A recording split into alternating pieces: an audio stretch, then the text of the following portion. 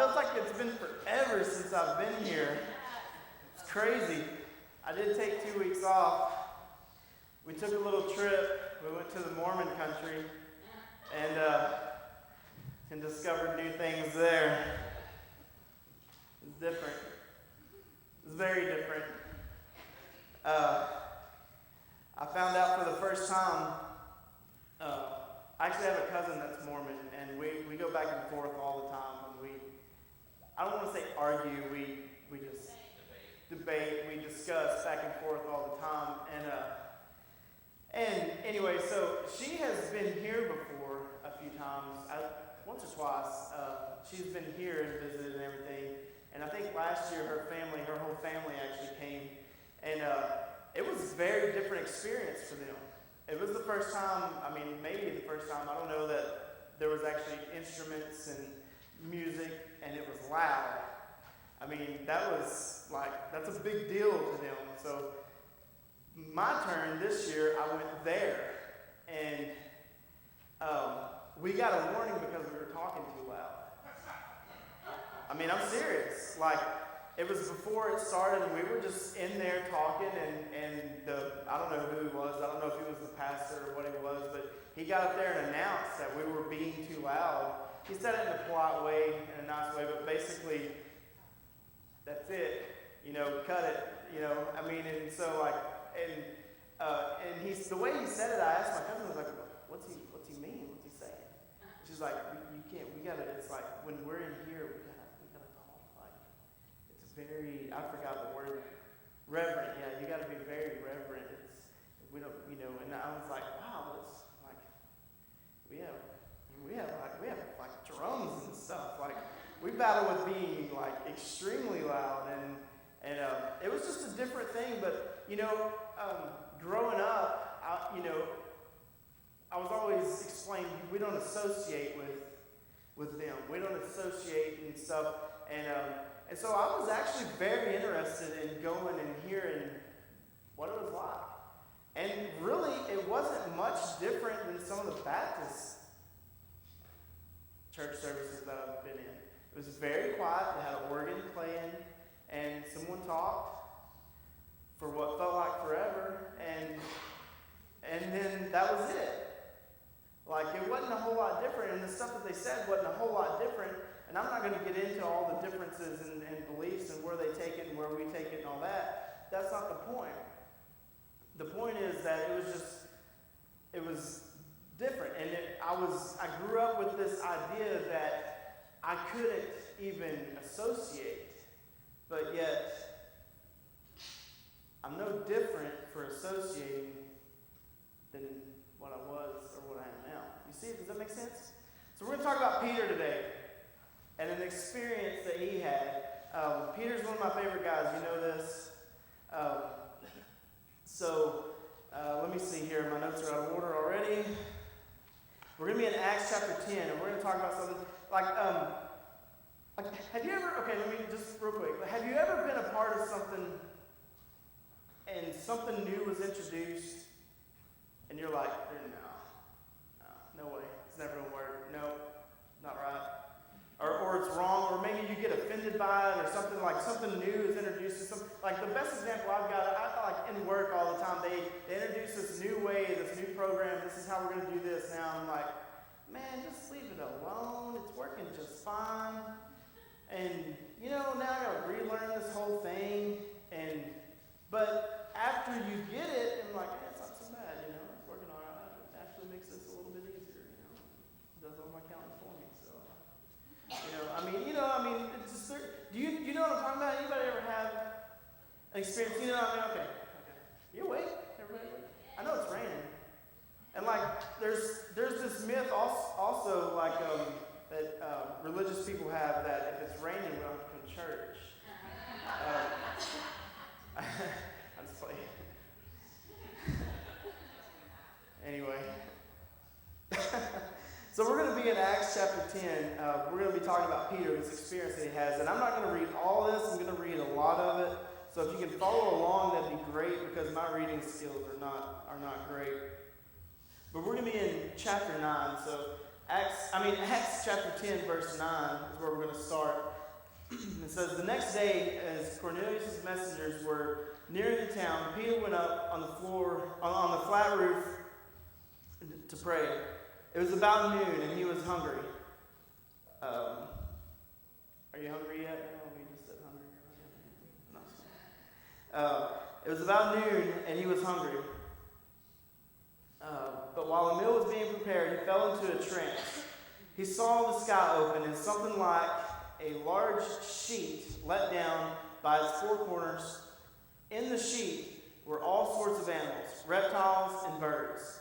Then a voice said to him, "Get up, Peter, kill and eat them."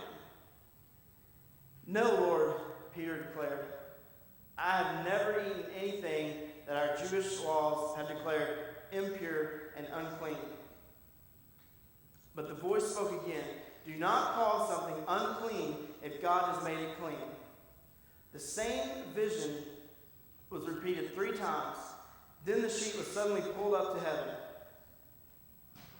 Peter was very perplexed.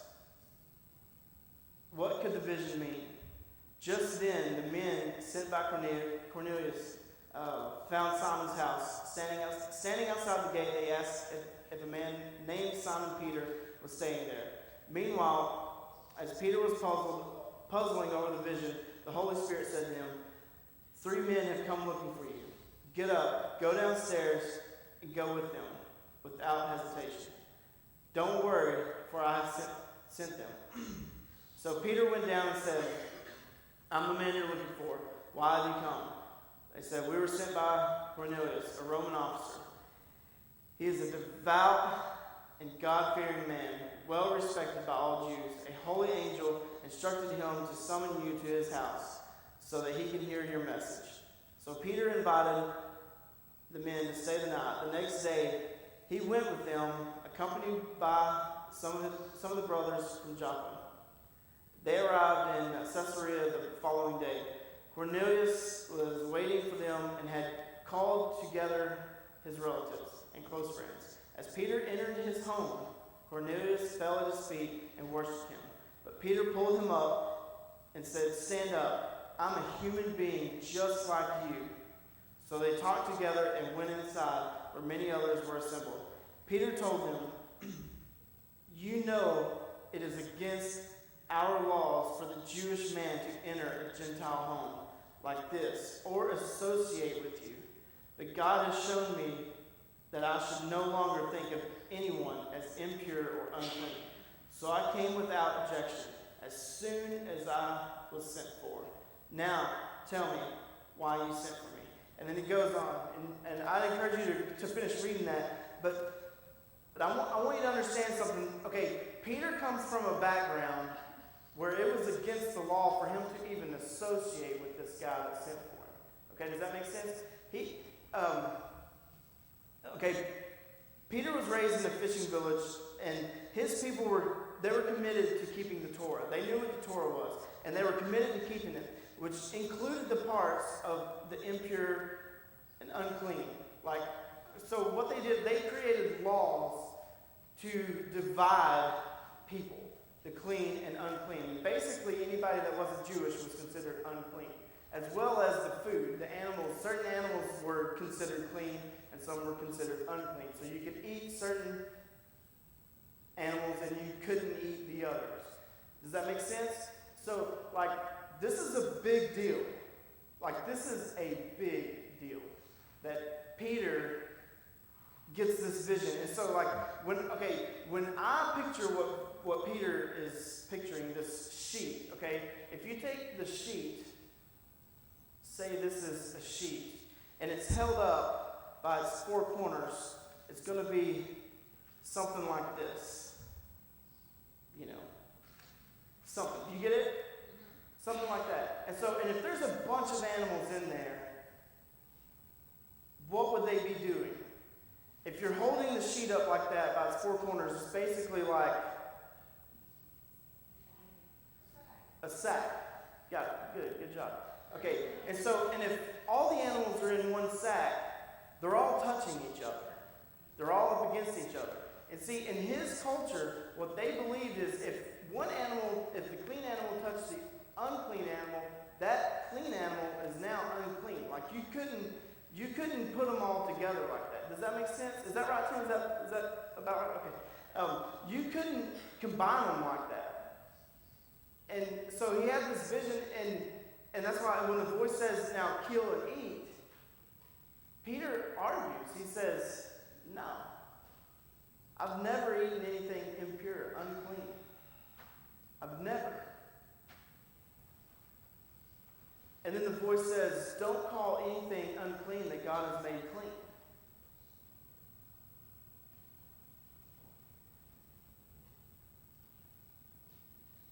But Peter argues with God here.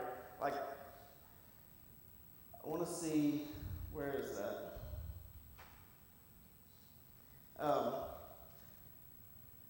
It says the vision was repeated 3 times. And I feel like in this moment,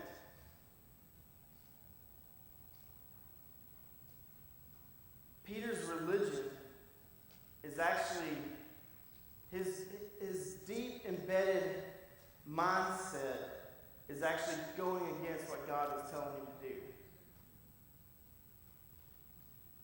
And I feel like we get trapped in that all the time. All the time. What'd you think of the video? That's pretty cool. I thought it was awesome. Because we get stuck in this one way, and we believe that's the only way, or that's the only right way of doing something. But then when something happens, and you discover, oh, well, that's all right, but they're still there. Okay, see, they created laws of who they could hang out with and who they couldn't hang out with. They could go to some person's house, but not this person's house. That doesn't sound anything like America now, at all. Right? I'm just kidding. It does. It sounds exactly like us. We choose who we can or can't associate. We know who it's okay to let our kids hang out with and who we don't want our kids to hang out with, because I know their parents and I know what they're up to. Right? Now, don't get me wrong. Protect your kids. Protect your children. Understand the difference here. But just because you see someone having dinner with someone that you don't associate with doesn't mean they're up to something. But we do it all the time. We do it all the time. Or we'll see someone somewhere and they're like, oh, okay, I get it. I see what they're doing. But you're there too. See, we've got this mindset like embedded in our heads. And we start this judgment or this false like assumption of what someone's doing or what they've done that never actually happened. Like just because we see someone associating with someone, or just because we see that they posted a picture on Facebook that they were, out at deer camp and someone behind them's holding a beer, and all of a sudden, oh, well, they're getting trashed. Oh, okay, he's getting trashed too. I guarantee you. I knew it all along. I knew it. But what? Assumptions. And it kills us, and it divides us, and it keeps us from each other. I feel like our one commandment is to love. And I feel like God's will for our life is to love. You can love and be a mechanic. You can. You can love and be a carpenter. You can love and be a pastor. You can love and sell Dr. Pepper. You can love and work for Coke, even though they're the others.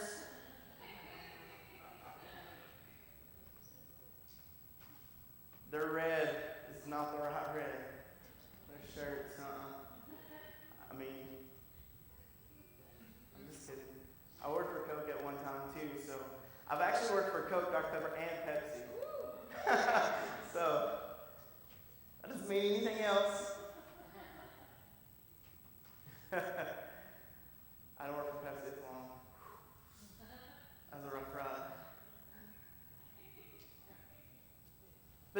we do it all the time. We don't think that we grow up with a bias, but we do.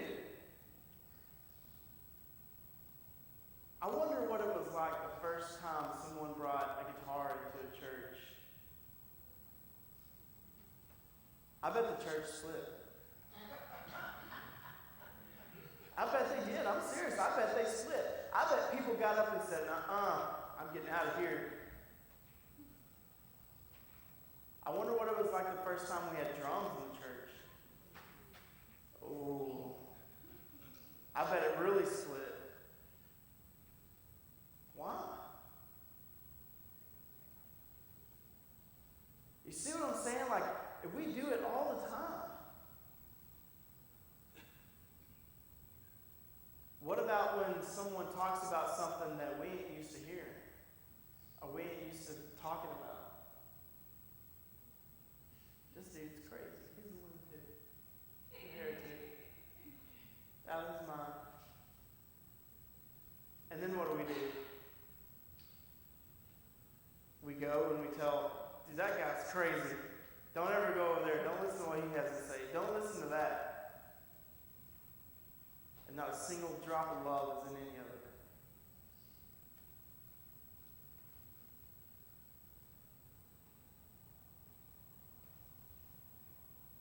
That's a big deal. We argue with God. God will tell you to do something. God will tell you to give someone some money, but you won't because you know they're going to go spend it on the alcohol. That part's not between you and God. What's between you and God is what He's telling you to do is give Him some money. He's saying give Him $10, and you're saying, nah, I'm not giving Him $10 because I know He's going to go buy Him some 40s. And He's going to drink them standing there right after I give Him the money. I told this story before. Like one time I was coming through downtown Dallas, and I couldn't even see the guy good yet, and I heard God tell me to give this dude your 20 or whatever it was. I think it was a 20. And I had like a 20 and a 5 or something like that. I pulled out my pocket and I was like, I'm not giving him my 20, I'll give him my 5. And so I put the 20 back in my pocket, and I set the 5 in the cup holder, and when I got up there, the guy was standing there, and he looked toasted already. I mean, he was having a good time standing almost in the middle of the road asking for money. So I reached over and I handed him my 5, and I got down the road and I was going to stop and get me something to eat, and I pulled the 20 out of my pocket and realized I actually did give him the 20 and I still had the 5. I'll never forget that day. Because I had every intention of giving him the 5 and not the 20, but I heard God telling me to give him the 20. Don't mess with God, He'll mess you up. He will every time. But see, because in my head, I knew the liquor store is right there. He's holding a bottle of something. I know what He's going to do with my 20, and I need to eat.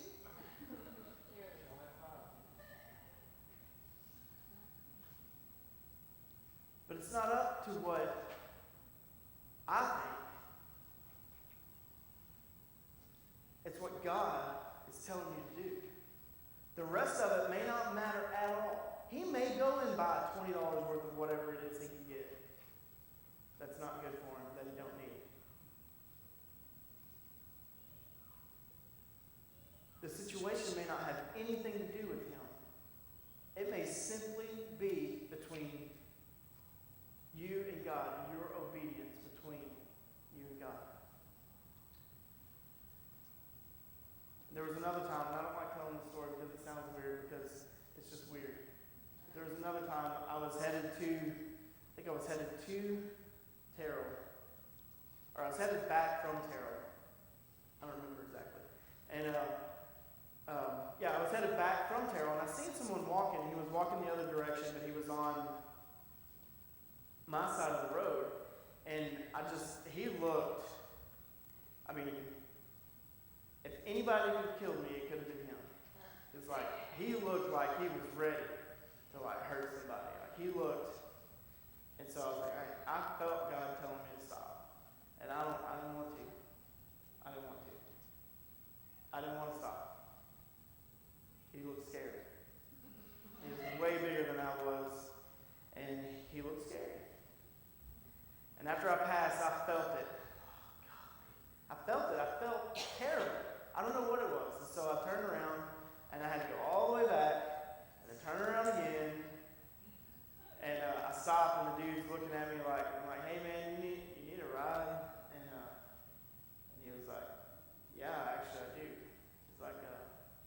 told me this story. Everything in his life had been going wrong. He had lost his house in a fire or something like that, and so he was staying with his mom or something, and then his mom got rushed to the hospital, but he didn't have a vehicle to get to the hospital, so they had already taken her by ambulance, and so he was walking to the hospital.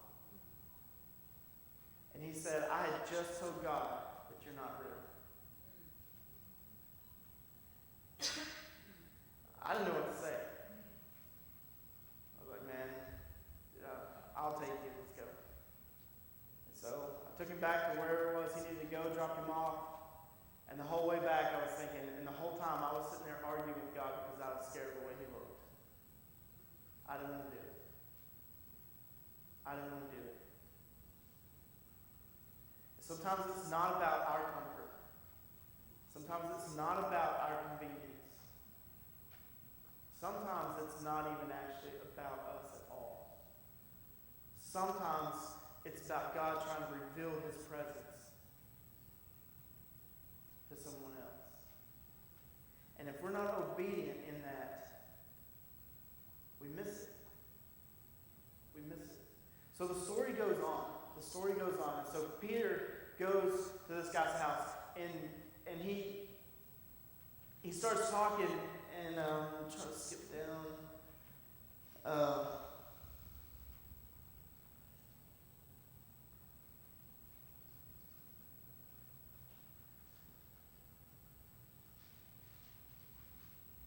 Okay, in 28, we'll just start there. It says, Peter told them, you know it's against our laws for a Jewish man to enter a Gentile home like this or associate with you.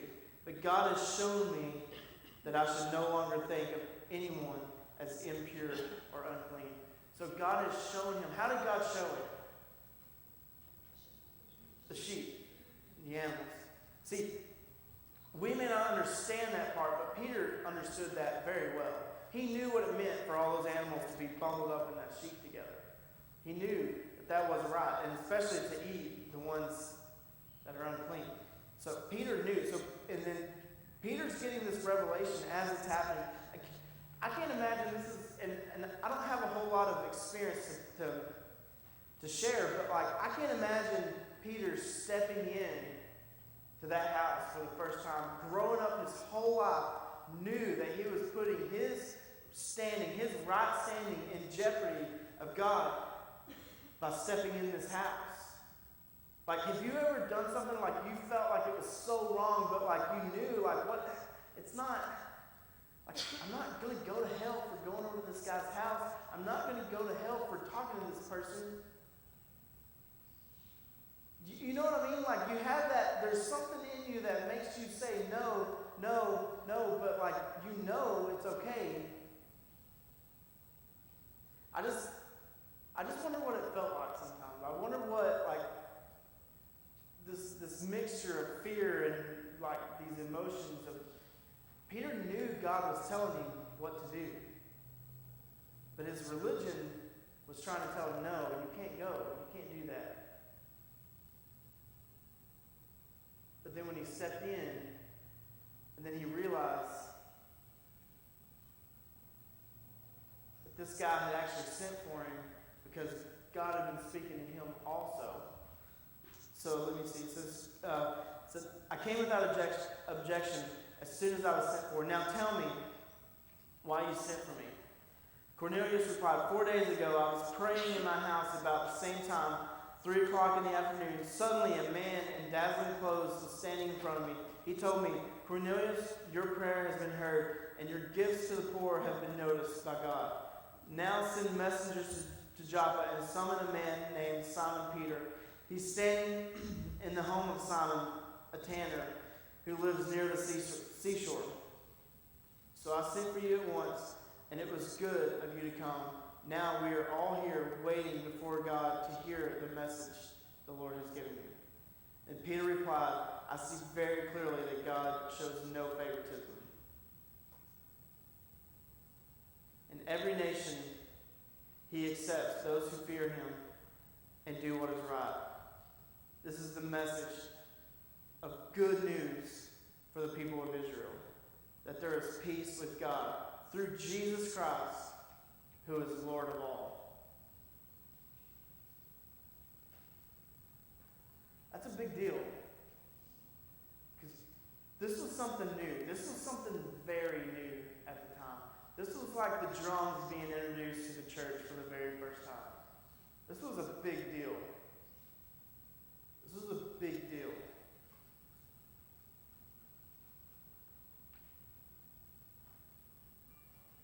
Peter stepped into the house, into the home of the Gentile. This Roman guy, he was like the worst of the worst. But he was a man of God. He loved and he gave to the poor. And his prayers were still answered. See, sometimes we like to put labels and boxes and stuff, and labels on boxes. And we like to divide everything up and everyone up.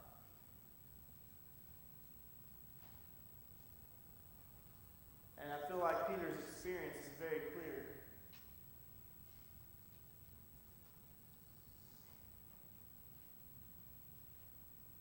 Just because he was a Roman doesn't mean that his prayers weren't being answered. Didn't mean that he wasn't a man of God. This was a big step for the church. But somehow we've managed to take that and go backwards with it a lot of times. That's big. We do it all the time even though we think we don't. Because you grow up learning one way, learning one thing. I grew up being taught that the tattoos were the devil.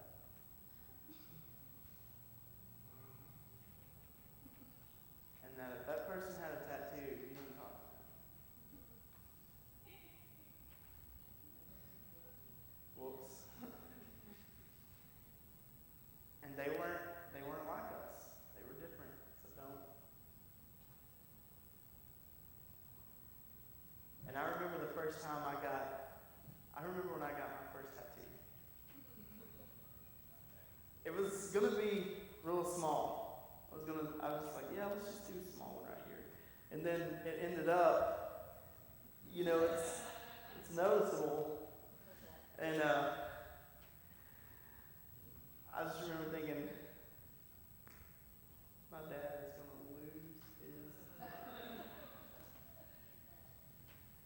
And I was like, I don't know how old was I? I was like 30 years old.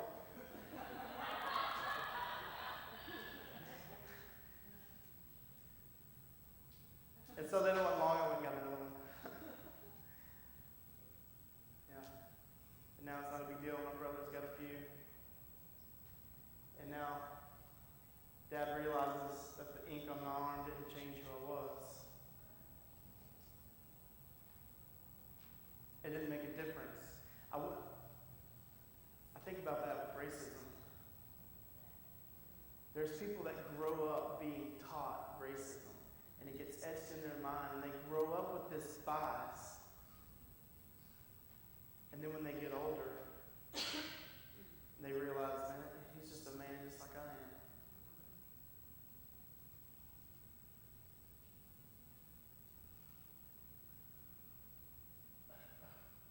I grew up in Grand Saline, and everybody knows the story on Grand Saline.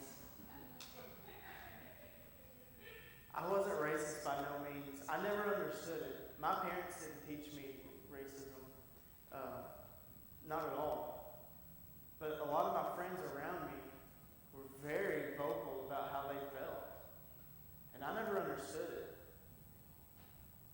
And of course, I grew up in Grand Saline. I lived there all my life. Went to work for Brookshire's in Grand Saline when I was 16. I worked there. So I had never been outside of Grand Saline really at all. And one day I was ticked off and I was mad, and this guy that was working for Dr. Pepper that was delivering, I used to always talk to him, told him, I was like, man, are y'all hiring? I've got to get out of this place. And he's like, yeah, actually we are. And he gave me a number to call, and I called and I talked to this guy, had several phone conversations with him. This is a great guy, one of the nicest guys. Like, man, this guy, he's like hooking me up, like called me in, and I met him in an interview, and his name was Gerald Goldsberry. He was a black guy. And he was the nicest man, one of the best people I've ever met in my life.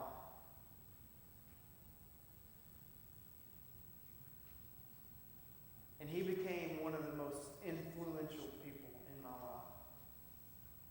This little kid from Grand Saline landed in Irving. If you could imagine the culture shock. But it was the best thing that ever happened to me. It was the best thing that ever happened to me by a long shot. Because for the first time I experienced life outside of Grand Saline, for one.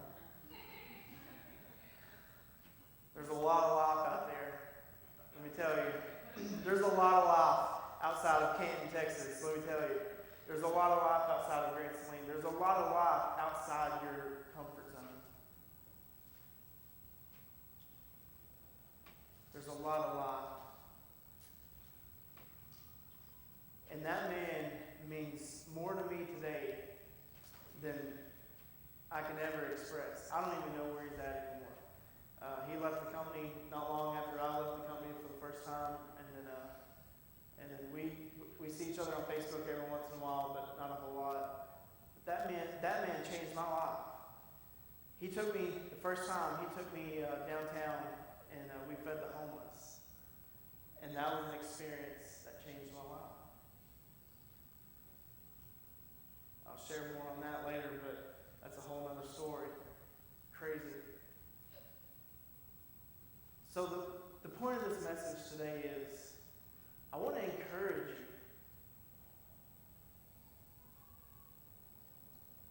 When disruption takes place. When disruption in your beliefs takes place, it's a good thing. You don't have to believe everything that you hear, but it's okay to consider it. You don't have to believe everything you read or see on TV, but it's okay to consider it. We don't grow without disruption. We don't learn without disruption.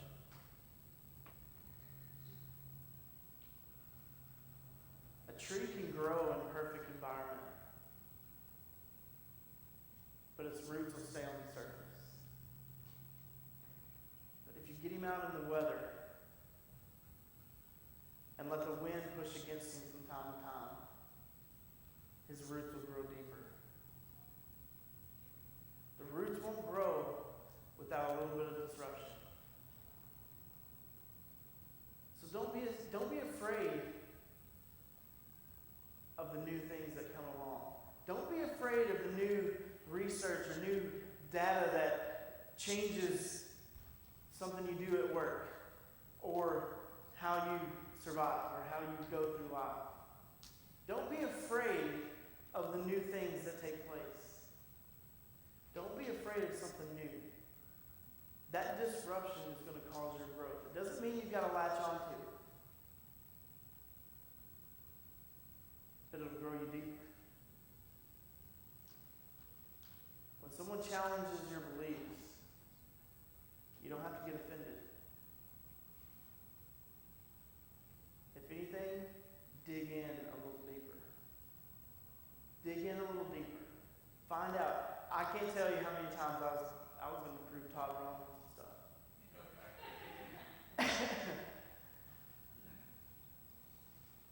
Whoops. Have you ever done that? I hate doing that. Oh yeah? Well, boy, I'll show you. Well, maybe it's that other one. I don't remember. I don't know. Yeah, that's what happens. We get so caught up in our everyday, what we've grown up with, what we've latched onto, and then when we're challenged, we're like, nuh-uh. We sound like little kids. No.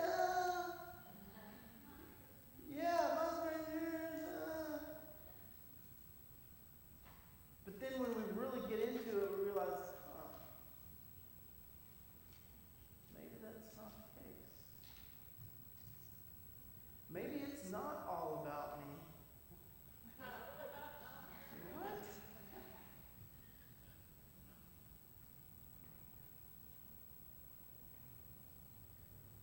That's it.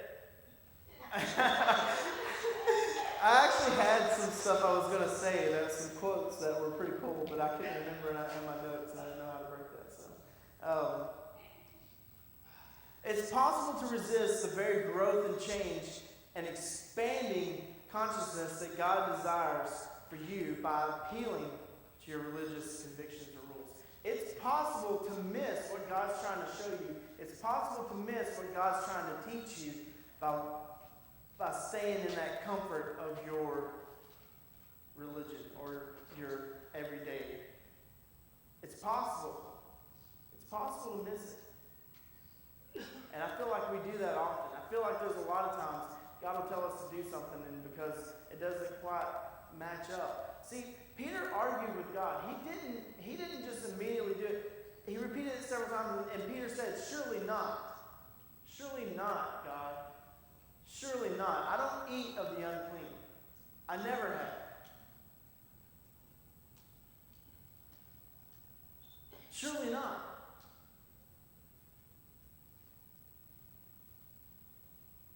And then here's the last one. So new stages of growth, maturity, and consciousness bring with them greater freedom.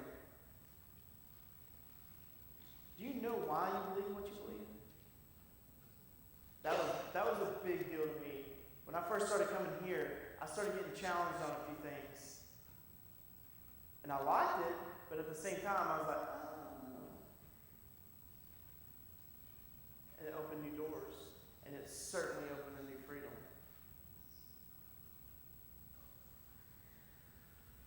So that's it. That's what I got for you today.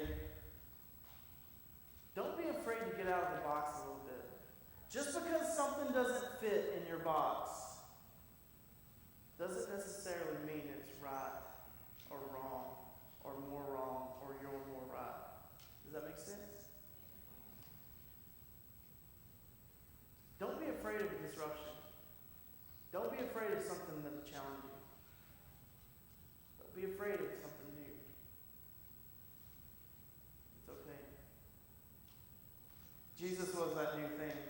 He was new. They killed him over it. Crazy. There's freedom, there's growth in our challenges, in our storms, in our disruptions. There's freedom in it. Freedom in it. So that's my challenge. Don't be so biased. Think about it for a second. If someone brings something up, okay, and consider it. You can consider it. It's okay. Now, that doesn't mean go and do, say, hey, you don't have to go. You don't have to do the drugs with them. All right? It's all right. Understand the difference. Understand what I'm saying. Just because someone introduces something new doesn't necessarily mean it's right or wrong. Doesn't mean you're more right every time, just because it's not something that you're used to. So that's it. I'm going to pray for us real quick, and we'll get out of here. You can go eat maybe a little bit early. Is that all right?